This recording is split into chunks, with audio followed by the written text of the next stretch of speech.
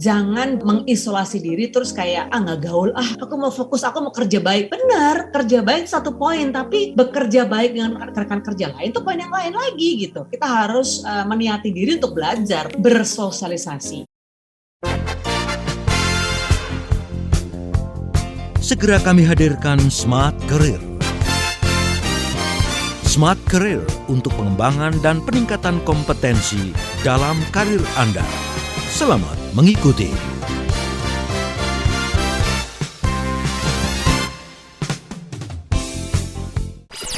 Jumpa lagi bersama saya Aiman Wicaksono. Izinkan saya untuk berbagi cerita menarik dan berkesan selama penggarapan program Aiman Kompas TV yang belum pernah saya ceritakan sebelumnya. Eksklusif di podcast Aiman. Dipersembahkan oleh Medio by KG Media, siniar cerdas tanpa batas. Eksklusif di Spotify dan YouTube Trusty Official. Mbak Vivi, topik hari ini cara bersosialisasi dengan rekan kerja. Ternyata bersosialisasi itu ada tips dan triknya ya, karena kita berhadapan dengan karakter-karakter atau juga orang-orang yang mungkin sebelumnya nggak pernah kita kenal. Atau kalaupun sudah kita kenal, karakternya berbeda gitu, kurang satu frekuensi. Nah, sebelum saya membahas ke sana, kira-kira kenapa topik ini dibahas, Mbak Vivi?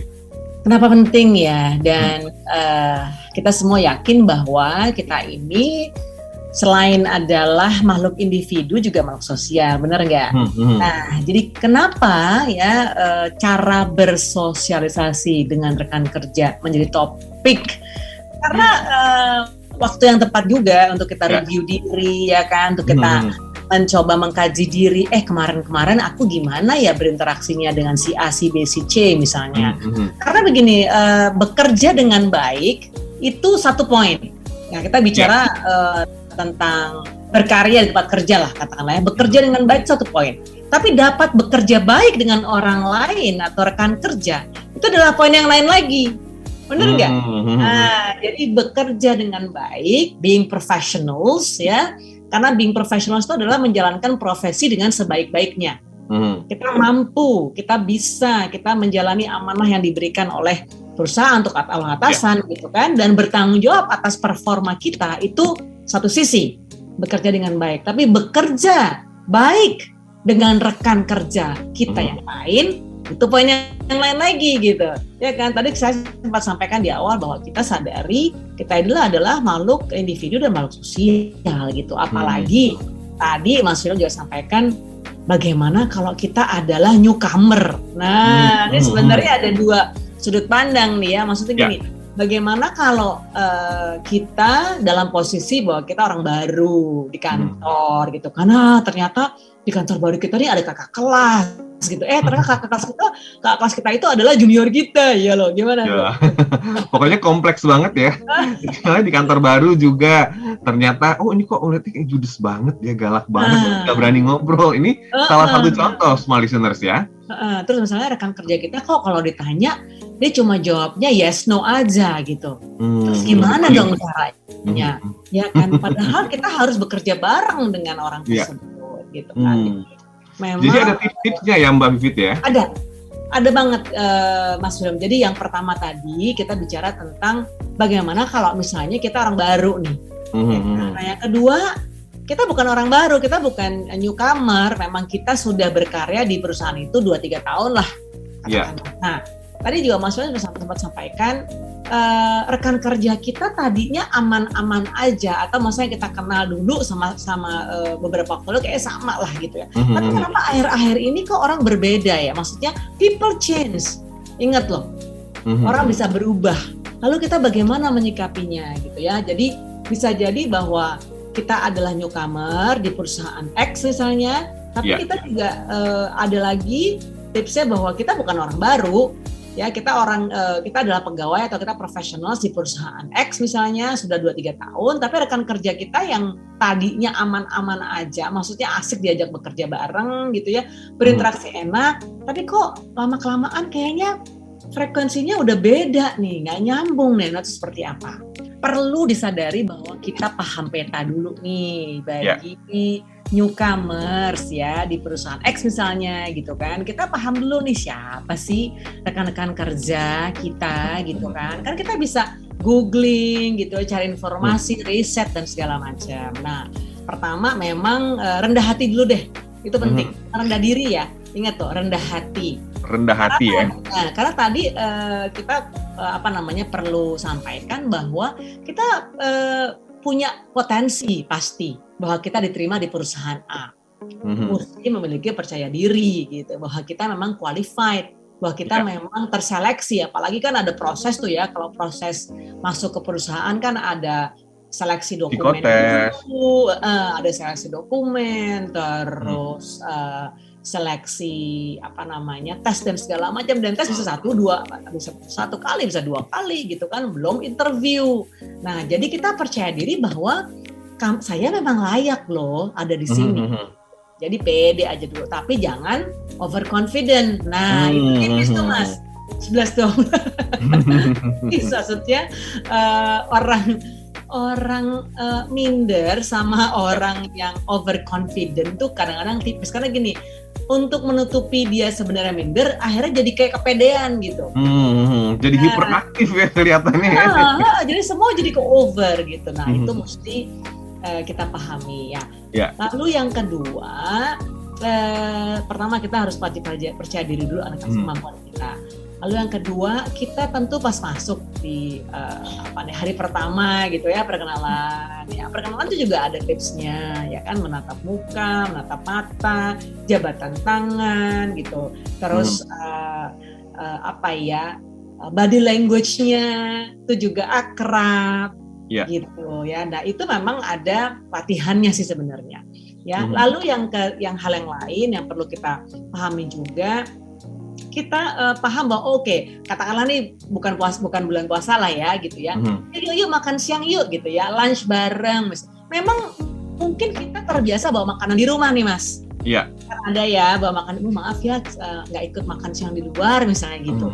Sesekali mungkin boleh. Jadi misalnya 1 minggu nih ya, 5 hari gitu, dia ajak makan siang di rumah karena baru pertama nih, kita baru jadi first timer atau newcomer di perusahaan itu. Jangan 5 harinya kita bawa lunch box. Ya, 4 hari kita makan di kantor, kita nggak pergi keluar. Nah, 1 harinya kita sempatkan untuk ikut mingle namanya. Ya kan, kita ikut mencoba untuk biar kenal, biar nyaman, biar tune in tadi gitu, biar frekuensinya nyambung sampai kita tahu, si Mas itu di sini, si Mbak itu di sini, atau si XYZ segala macam tahu. Jadi kita mapping lah. Ya, nah usahakan ikut makan yang bareng gitu kan.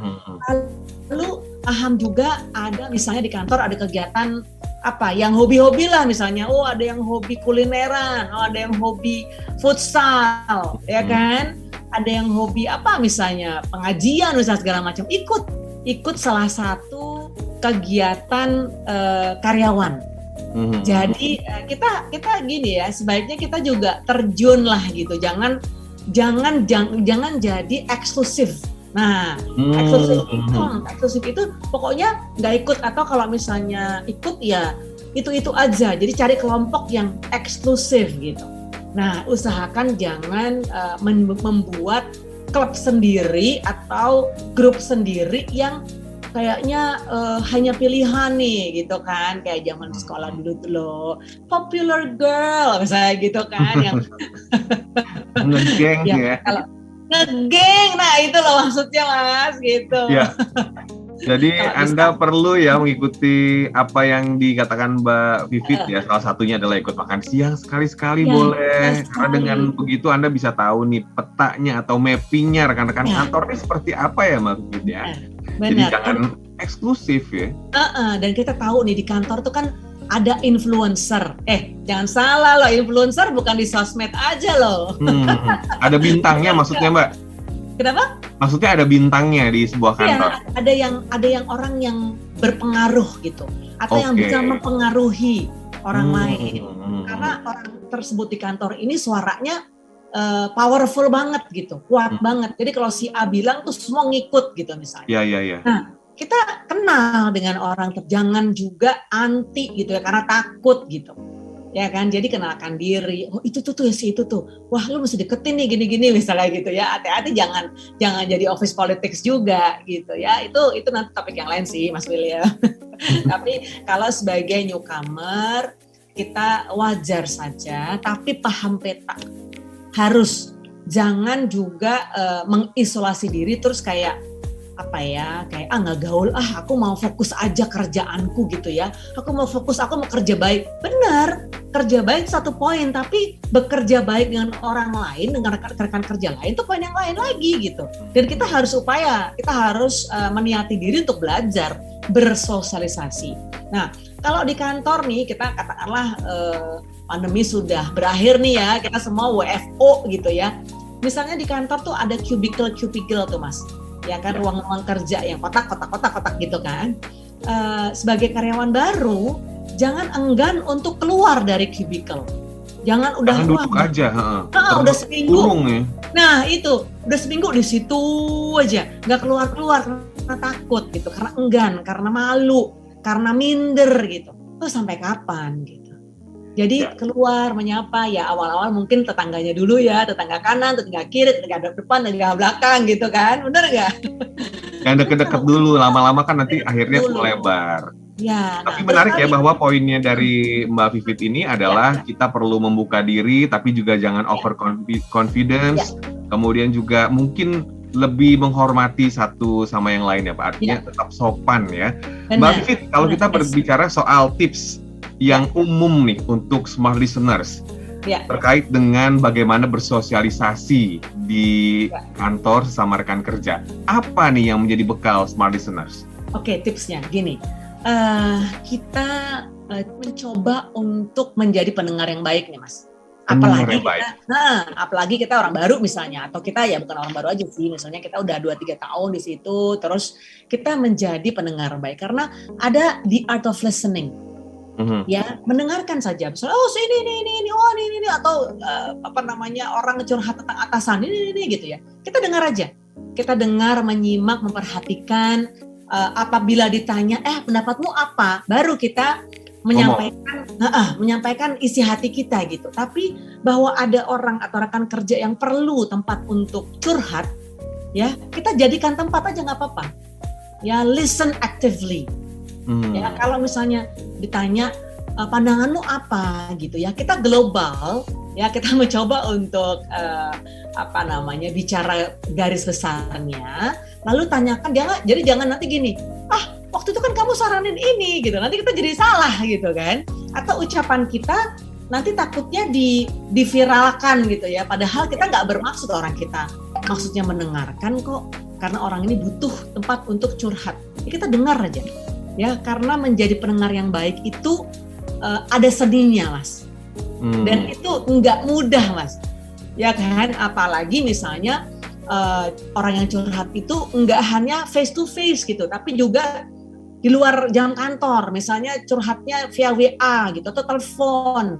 Aku tuh gini gitu. Memang ada batasnya. Ya, oke, terima kasih ya Kak, terima kasih ya Pak, atau masih sebut namanya lah gitu. Sepertinya udah terlalu dalam nih gitu ya. Jadi kita mampu untuk meng-cut juga supaya kita nggak masuk larut di curhatannya dia, Mas. Ya akhirnya kan? Malah nanti ngikut-ngikut masalahnya ya Mbak. Iya. Atau kalau kita nyeplos atau kita berkomentar, nanti ceplosan kita tuh di-quote sama dia. Orang ini aja setuju kok, aku pernah cerita sama dia juga bilang begitu. Nah, itu jadi repot. Ya, tapi kita sebagai sesama kolega, ada orang curhat, kita dengar. Being a good listener, ya. Lalu Mas, tips yang lain lagi, usahakan untuk face to face communication. Ya, memang ini eranya teknologi dengan aplikasi yang beragam gitu, tapi interaksi langsung itu maknanya lebih dalam, Mas. Lebih kena, lebih kerasa ya, mungkin energinya itu dapat. Ya, jadi upayakan untuk face to face interaction. Apalagi misalnya ada friksi di komunikasi. Nah, itu namanya kita berinteraksi dengan rekan kerja, menjalani proyek bareng misalnya, atau tadi kita sebagai karyawan baru mencoba untuk berkomunikasi dengan sesama ya level lewat email, dijawabnya singkat, lewat WA nggak dibaca gitu kan, telepon nggak diangkat, lalu gimana dong? Makanya face to face interaction itu perlu diupayakan. Nah, caranya gimana? Kalau misal di kantor mungkin udah hektik nih dengan deadline dan segala macam, makanya tadi perlu kita keluar dari cubicle kita, ya, ke kantin kantor mungkin, atau ke kafe dekat kantor mungkin, ya. Jadi misalnya ada friksi atau ada problem yang bisa dipecahkan antar rekan kerja di tempat yang lebih casual, ya, yang lebih santai, yang lebih tidak kaku gitu, karena aduh kalau di kantor nanti ada CCTV ditonton ya. Udah ketakutan. Lagi ngomongin apa nih ya? Lagi ngomong apa nih, atau ada yang ngerekam gitu. Aduh, males deh misalnya kayak gitu ya. Jadi harus diupayakan, dicari caranya. Ingat untuk komunikasi langsung ya Mbak Vivit. Ya, face to face itu sangat disarankan, Mas. Poin penting dari perbincangan kita pada siang hari ini, silakan Mbak. Baik, jadi bekerja baik sebagai individu, bekerja baik sebagai professionals itu poin satu. Tapi bekerja baik dengan rekan kerja itu poin yang lain.